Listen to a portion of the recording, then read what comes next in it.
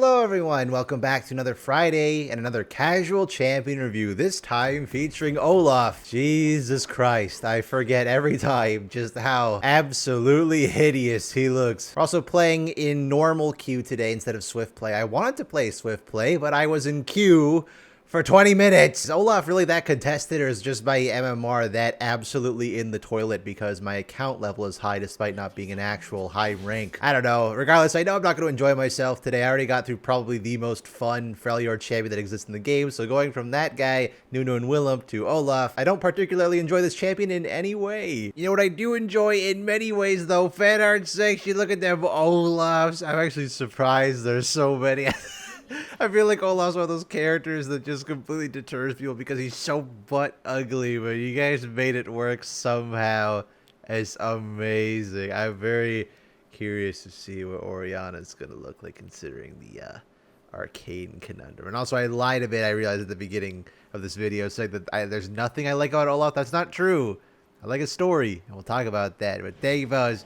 Hey, so much. Enjoy the video. Alright, so Olaf is one of the older champions in League of Legends. I believe was one of the first to get a proper legendary skin. Well, not a proper one, but at least one that wasn't just like Ice Toboggan Corki, where the whole thing was, at the time, it was novel for a skin to have a different character model and not just be a chroma. And I think for that skin is primarily why he holds a place in a lot of people's heart. There's one thing that gives me fond memories of him, and that's his lore. So Olaf is an Iceborn. For those who don't recall, Iceborn have a special power that doesn't necessarily make them immune to the cold, but it does make them resistant and able to wield iceborne weapons. So he was born in Lokfar, which is on the peninsula on the far west coast of the Freljord. I'm surprised they actually decided to include it there, but I think it's also the birthplace of a few other champions. I think that Trindamir's people exist around there. Regardless, it's a bitter environment where all the people who are there have to scrap for every ounce of resource they can, daily fight for survival and all that. But those who live there wouldn't have it any other way.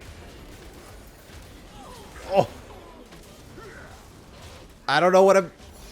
Okay, I don't really know what I did, but it worked. The people of Lokfar, oh my god, the people of Lokfar live for that hardship. They live to fight and battle, and in that essence, there is no fate to them worse than dying old and frail. All that yada yada, you know, old tales, oh, gotta die a warrior's death. And Olaf was a pinnacle embodiment of this. He's a warrior that had seen countless battles and would boast about his victories constantly. Yeah. Until one day an elder overheard him, a bit tired of his gloating, and persuaded Olaf to let them read his future. This was done by something, you know, the ritual throwing bones of a long dead beast or whatever, and the elder told Olaf that the bones spoke of a destiny, a prophecy, that he would live a long and prosperous life and die peacefully. Naturally, for warriors who want to die in battle, this was infuriating news to Olaf, and so he stormed out into the wilderness to find a great beast, the feared serpent of Lokfar, the Grelfin, I think it was called, a giant frost serpent, basically. Wait a minute, I am immortal! That would have been... Olaf believed that if he fought and killed and died in battle against this serpent, it would prove the elder wrong. But no, he won.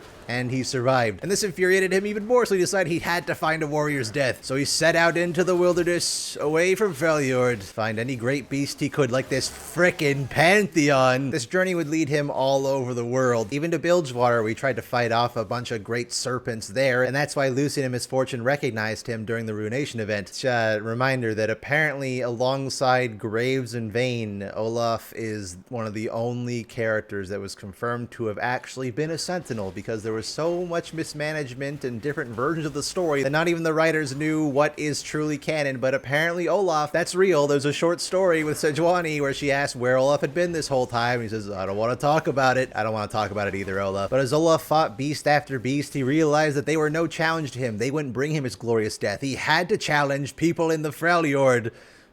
Sure, man. So he decided to take on the most fearsome tribe in the Freljord, the Winter's Claw, and their war mother Sejuani, and he slaughtered them, fighting through their ranks in an unrelenting bloodlust until eventually he did reach Sejuani, but she was an even match for him and led their fight to a standstill. But Sejuani realized maybe she could offer a solution. If Olaf fought for the Winter's Claw and helped in her conquest, she would grant him his glorious death. I don't know if that means that she would continue the fight or she knows something to be able to fight him. Regardless, he accepts, and that's why he's roaming around with the Winter's Claw, and why you see him in the cinematic. Powder!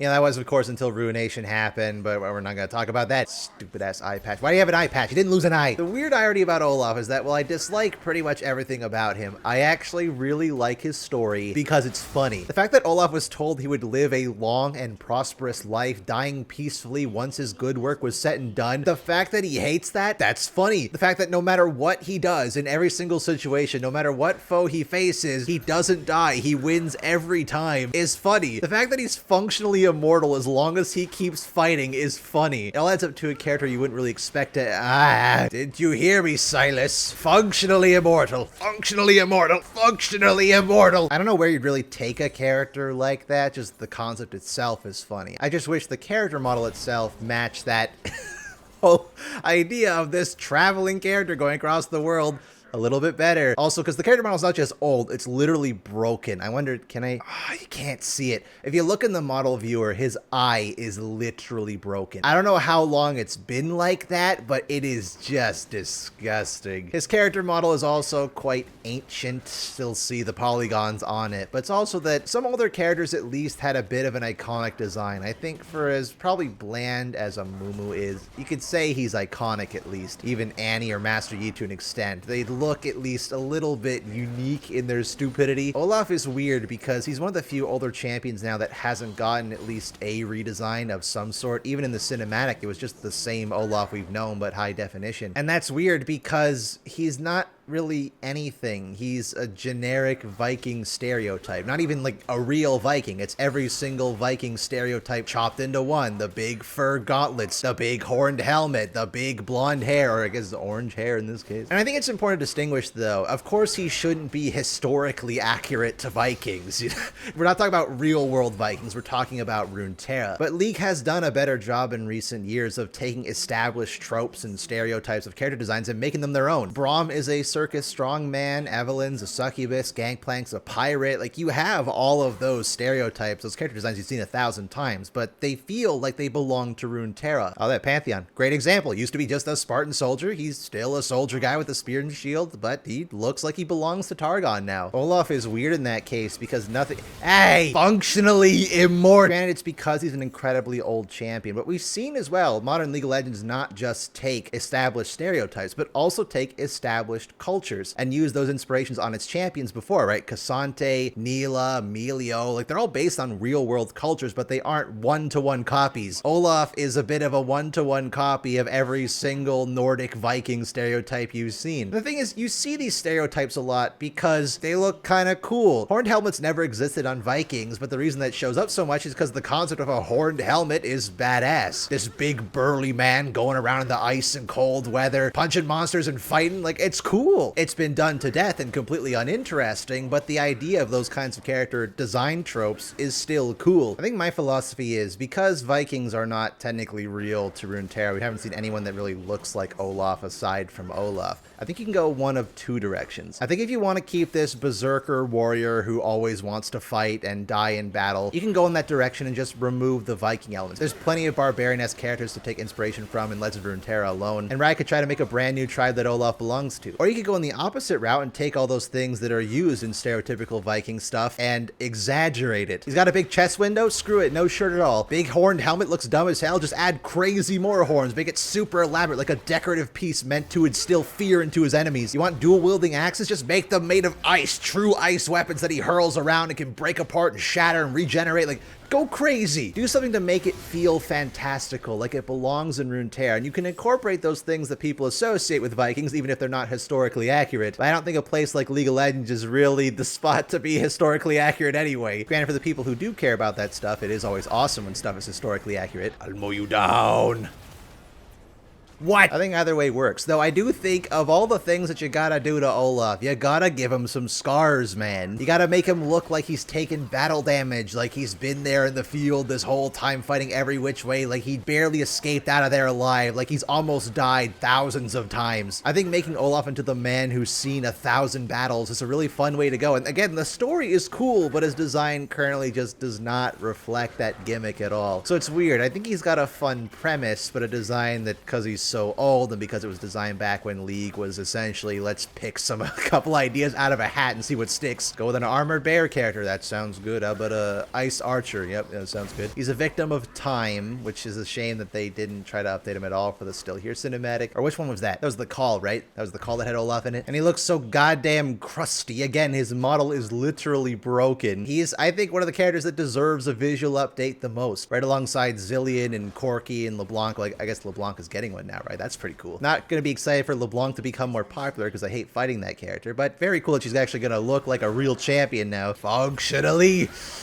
Speaking of gameplay, I am not having fun. Granted, I'm not doing very well, but I don't think I ever do very well on Olaf. I do not enjoy this character at all. And it's weird, I never see much fanfare for his gameplay either. I think he's always had a spot in League of Legends, because theoretically he does have quite a few interesting mechanics. Well, maybe just a couple. The axe throwing with Q is pretty good, and the permanent immunity to CC as long as you're fighting. I mean, I can always appreciate a gameplay that ties into the champion's story. That's awesome. Even if the ability to prolong his ults wasn't in the game until like season 12. But as a character who is functionally immortal, you want to have him running in, surviving on just the tiniest bit of HP, feeling like an unstoppable force of rage, and in that essence, yeah, he does a pretty good job of encapsulating his thematic potential. It's just, I don't even know how to describe it. It's like, I get the idea, and in theory, that's what it should feel like. You should feel like an absolutely unstoppable force, but I don't get that. It could be in large part because his model is so ancient that nothing feels like it has much impact at all. Maybe it's because pretty much all his abilities, save for his Q or point and click or passive effects, it's like a weird middle ground. I think the only ever part of Olaf that I ever feel engaged on is while I'm ulting. But I think there's a lot of other champions that have that kind of rush of adrenaline when you ult a bit better than Olaf, like Renekton, Nasus, Volibear, Mord. Those ults still feel, I don't know, a bit more exciting. Maybe because for a few of them it makes them bigger, or it has a cool effect like hitting the towers or taking you to the death realm. It's a weird middle point where I feel like Olaf in theory works perfectly fine, and technically he does. Historically, I think he's been a pretty decent pick, but never super popular. Could be because of how he looks.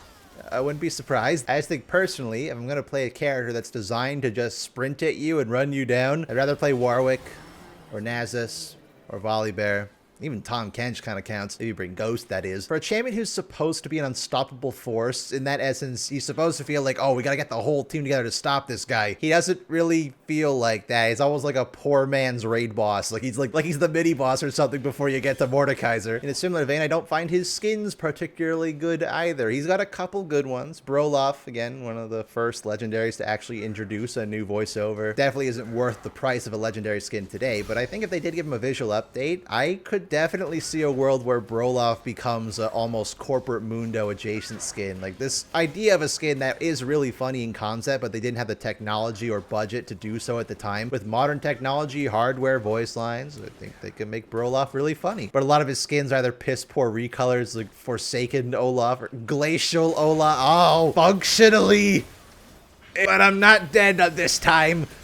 In fact, I win. Can you imagine if they changed Olaf to be like that? Like, as long as you were auto-attacking, you couldn't die instead of being CC immune? That's what's gonna happen during his rework, I bet you. You know what? They'll probably do that with Tryndamere. Like, every auto-attack extends his not-death duration by 0.5 seconds. Well, I think the game seems to be ending. Thank goodness. I don't think I ever want to play Olaf again. I don't think I dislike playing Olaf as much as characters like Malzahar that actually bore me to tears. But Olaf, everything. Maybe I'm just inexperienced Olaf player. Any Olaf players will probably want to say what they like about Olaf in the comments.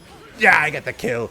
Let me know, because I don't enjoy this character very much at all in any way besides his story, which is pretty funny. So thank you, fellas, for watching this week's Casual Champion review. Next week will be Orianna, which I'm excited. $200. I'm excited to play Orianna.